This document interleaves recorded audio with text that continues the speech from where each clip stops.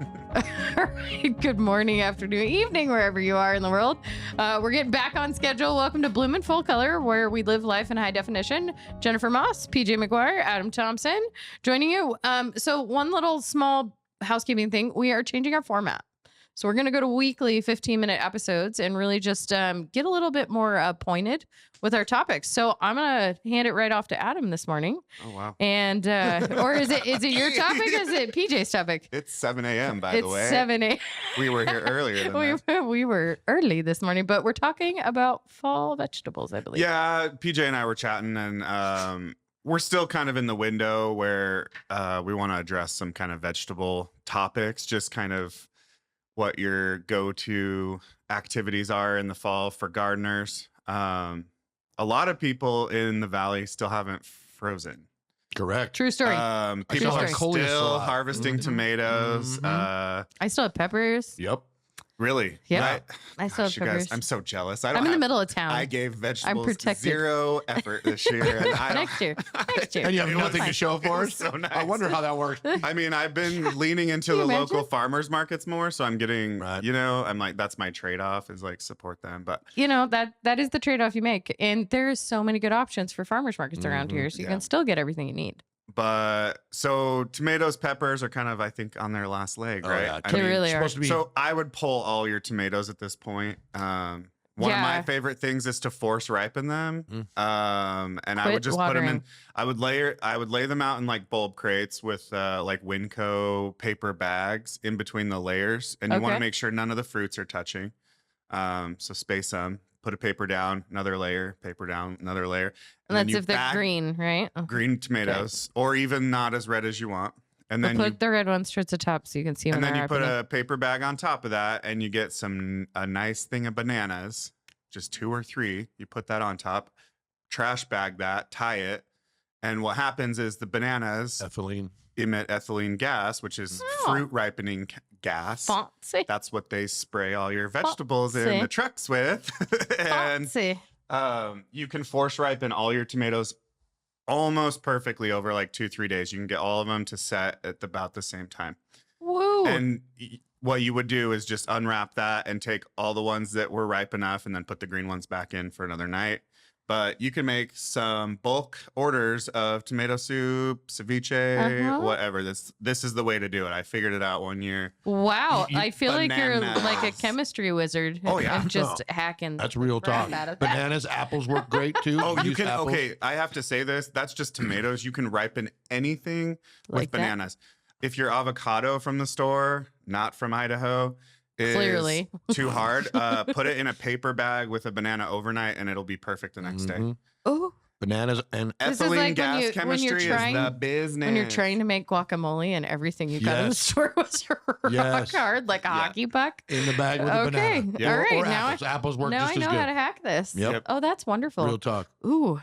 Okay, so you're just the banana or the banana peel? No, banana, whole thing. The whole thing? I think you want the Does whole it banana matter because you don't if want the it's inside green? exposed. Correct. You don't want because you'll get fungus if like any of that's Absolutely. so Okay, keep it okay. airtight essentially. Airtight. So it doesn't matter if it's a really ripe banana or if it's not. ripe. If you're I only think then a couple riper of days, ones, one more with ethylene. one with a little brown spotting on it is going to be more and faster. Yep. But your Okay, risk so- for fungus from that decomposing is higher. Right. But if you're just So- doing it overnight, or a couple you have it overnight. Overnight, use a speckled banana. Yep. Or the Yep. ripest one you got. speckled banana. Yep. Ooh, this is some real talk. No, that's, Yeah. and You it guys just got 100% works. Some garden witchcraft. All of You my like that? tomatoes are on the counter in the garage. I mean, right in now. Idaho, we don't. Our temperatures are so high in the summer, nothing ripens, and Mhm. so we all get our fruit right before the frost. You know, these cool nights really make all that ripening set.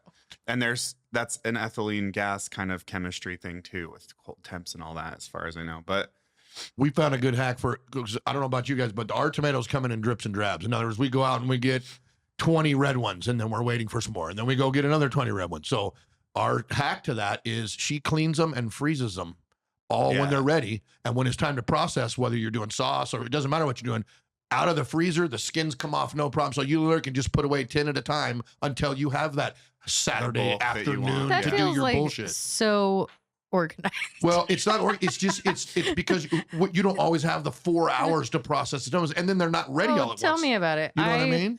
I don't know had where my you find the husband time. like rush strip before we had that 29-degree Right. night, strip all of our plants of the red tomatoes while I was on the road still last week, and came home and was like, oh shit, I have tomatoes to process. Now, mind you, I've canned for weeks this Yeah, right, season.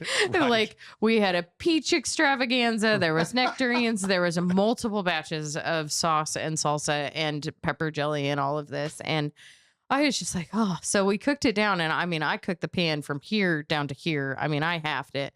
And then we got to the canning part and I just looked at my husband. I was like, ugh, I don't want to.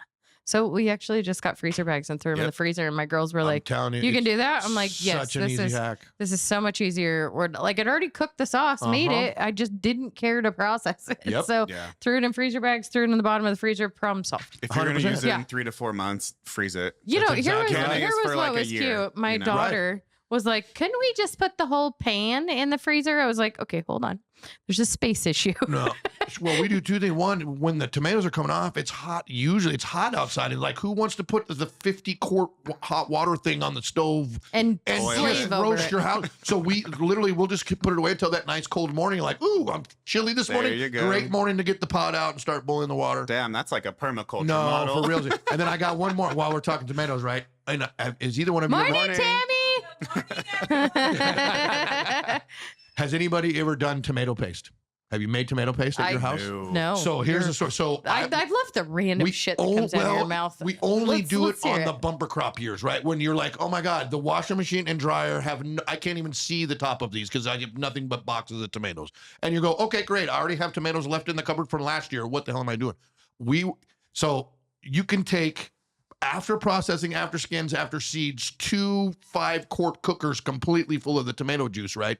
Cook down into about 5 1-quart bags. So you just cook all the water out of it. So I went from 2 pots to 1 pot. Just boil, boil, boil. From 1 pot down to a half a pot. At that point, then you pour it onto a baking sheet in your oven and bake it. Oh, yeah. And when you're done, it basically makes ketchup, right? It's Paste. just super. Yeah. Guys, it's your homemade tomato paste. It's the Ooh, best that stuff sounds you've delicious. ever tasted in your life. And then we put it in the freezer in like snack baggies. Because, tomato paste, you need You a don't need tablespoon. that much. Yeah. You need to. So literally, when I got a counter full of tomatoes boiled down to like 2-quart bags of tomato paste that you're using a tablespoon at a time for. So it's just a way to take a crap load of tomatoes and save them. And then don't forget, that's in everything you make the whole rest of the year. Your amazing tomato flavor from your garden in everything you're cooking all year long. It is to canned tomato paste what homemade tomatoes are to like. It is not even on the planet better. Wow. Right. So we never do it on years where we have a couple because you still want sauce and salsa and whatever. It's that bumper crop year. Like, what am I going to do with all this shit? It's time, but it's no touching, right? You're not stirring. You're just letting it simmer all damn day Saturday. And by Saturday night, you're in the oven. So it's a way to just kind of not waste, use up your whole crop into something that I promise you'll do every time because the tomato paste is so damn good, right? Anyway, Right. bumper crop tomatoes. Okay. That's not really fall gardening. We got to So get back to fall let's- gardening. Well, yeah, we got to. I would say winter squash right now. Ooh. The vines have died. Yep. And so you're harvesting your winter squash. So whether that's pumpkins or butternut squash or spaghetti squash or any of those, this is that time, as well as like you're pulling your onions, you're starting to clean them off, you're Onions getting should've been them. out a long time ago. Yeah, I think. well, onions. Depends. You get late crop. You No, might yeah, I've still got onions. I just need to pull them. having the No, top's keep been 'em. falled over for. Winter onions are winter hardy. Like keep them. You They- can they have just get green sweeter onions and into sweeter. December. Yeah. Yeah, I was like, Just pull I'm them just- small. I mean, Yeah, but, minor. But I'm pulling if mine you're small. growing big like ones, yeah, get The those keepers. because they won't freeze. But Yeah, the small ones, I mean, yeah. yeah. I just need to go pull my onions and my shallots, carrots. Carrots are fine this time. Carrots are fine. Mhm. They just get sweeter. You want to know what some one of cold my mornings. favorite fall vegetables is? Is watermelon radishes. Ooh, interesting. They're Radish white. oil. They're Radish white are on magic. I the. know. They're white on the outside, and they've got like the purple striping on the inside. And Are they gosh. less spicy than Oh regular yeah, radish? they're quite a bit milder. They're on the plates at a local restaurant. Oh wow. I think it's Kodo. I think they're at Kodo Yeah, it Brewing. is. That's Yeah, where we saw Kodo. They've always got a Paul Clausen, the kitchen manager over there, always puts them as a garnish. And so I was at dinner with someone, and they're like, "What is this?" I'm like, "That's a watermelon radish. It's a fall radish." So they're just really cool. You can do so much with them. Well, and here's the deal. So people think that you're done. You still have time to plant a few things. Like people don't think about it. I plant my garlic every year at Halloween, so it's literally garlic time right now. Because the ground isn't frozen. No, this is the good time. We got to do one it. cool day Thursday, and then a couple weeks of decent. It's also, people don't believe me on it, but it's time to plant spinach. You could have done it a month ago. Spinach, lettuce, mesclun, And kale. you're still gonna get a harvest. No, though. so here's what happens. If how you does it can work? get it in a time for it to germinate and crack, which it will in the next 2 weeks, it just hangs out. But in February, when we get that beautiful sunny day and you start to see like a pansy peeking up, you'll go out there and there'll be a giant thing of spinach for you to just snack on. There'll be like, I say giant, it's this tall because it's freezing cold, but Okay. it's green and ready to It's eat from 2 to something you 3 inches seeded. tall. Yes. Yeah. And it just starts your spring off so much faster for scratching. And the beauty of this time of year, you don't need any water. You just scratch the seeds in and you go back in your house and forget about it. Mother Nature will take care of everything in the garden right now other than you sowing the seeds, right? Okay. Garlic goes in right now. I cover it with leaves, and you're going to get scapes in June, and you're going to get big, giant garlic heads in next July.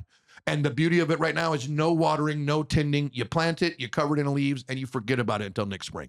Okay. Right? So right now is wonderful, lazy gardener time. Yep. A few things can seed, a few things go out there. You're already probably cleaning a few spots anyway. So when you clean something up, you go, oh, I'll put spinach and lettuce there and some kale. Boom, you're done. That stuff will give you food starting in February. Oh, that's wonderful. Super lazy, super easy, and now is the time. People always go, oh, it's too late. It is absolutely not. Also the time to plant your fall bulbs if you want tulips Yes. and daffodils and hyacinth. So Right? I've said it. We're Don't going call, to cover that don't in call another us in March. podcast. Yeah. It is That's time right. now. Go buy your bulbs, put them in. Yeah. I got and, one of them. and plant your tulips and then surround them with daffodils and maybe the mice and bulls won't eat them. Maybe. More fall stuff we're talking about. A couple things. Parsnips. You've eaten parsnips because I no, brought because them of to you you. before. You're a parsnip. So parsnips are a like, weird crop. It pro. takes super long time to grow. So I typically will plant parsnips in the spring when I'm doing everything else. So I plant parsnips in the same row as my head lettuce because parsnips grow so slow. By the time the head lettuce is grown, been harvested and gone, the parsnips are just starting to come on. The cool things about parsnips are you don't even begin to harvest them until we get freezing nights and days. So you plant parsnips in the spring, they grow all season long, and I start harvesting them in December through February. I'm pulling out, no baloney, parsnips as big as a sugar beet, okay, sweet like candy, and not a single stem in the middle. Like we didn't even throw away a pinky size in the middle of a sugar beet sized parsnip. Die hard parsnip. They're so cheerleader. darn good, you He guys. loves them. I still just think of Winnie the Pooh, like the rabbit. eating the parsnip. Yeah, I can't get. I have not ever tried a parsnip in my life knowingly. Well, and see, I store shouldn't have told you that. store He's going to parsnips. make it a point at Yeah. Thanksgiving, Christmas parties. Yes. All right, I'll try. Yeah, it. you got to try them. And then, so again, pumpkins. We meant to talk about that last year. So a lot of us buy pumpkins this time of year because they decorate the porch. They look beautiful, but there's use for those. Pumpkins are amazing and magical for animals, dogs especially. And pigs love them. We too. well, pigs, but they just eat them like pigs. I take the pumpkins before the real hard frost, right? Because if you get a really, really hard frost, they'll melt on your porch, right? If you didn't know that. But I move them into the garage. I just leave them in the garage pretty much most of the winter, and we take them out and roast them one pumpkin at a time, and it becomes dog food. It is so good for dogs. So roast It's off a pumpkin. also a superfood for humans. Right, you could put it in smoothies. You could do anything you want. You do Literally, soups. I do macaroni and cheese with it.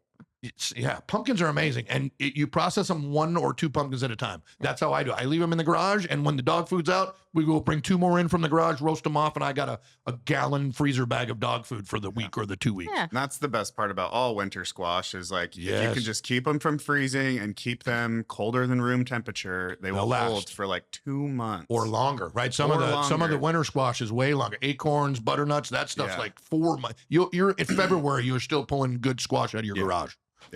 Okay, well, we're getting to the wrap up point. So I'm going to give everybody homework. I want you to pick a fall vegetable that you're harvesting and try a new recipe. Good. That's good homework. I have a white acorn squash Ooh. that I got from Kathy at the farmer's market. I got to figure out what the hell to do with it, but I'm going to stuff it with something. Ooh. The beauty of it is you come up with the middle, you prepare your squash, cut it in half, and then you put the stuff that you've prepared in the center, whatever it is, and you roast it. Then you top it, and it's just delicious. So Yum squash. that's what we're It's going to getting do. me hungry. I Yeah, know, I right? know. We need All it. right. And with that, we're going to go get a cup of coffee. Join us next week. We're going to be talking more fall stuff. And then we're going to get into a little bit of holiday and the feel good stuff. With that, we invite you to go live life in full color because plain is pretty boring. Thank you, guys. Cheers. Cheers.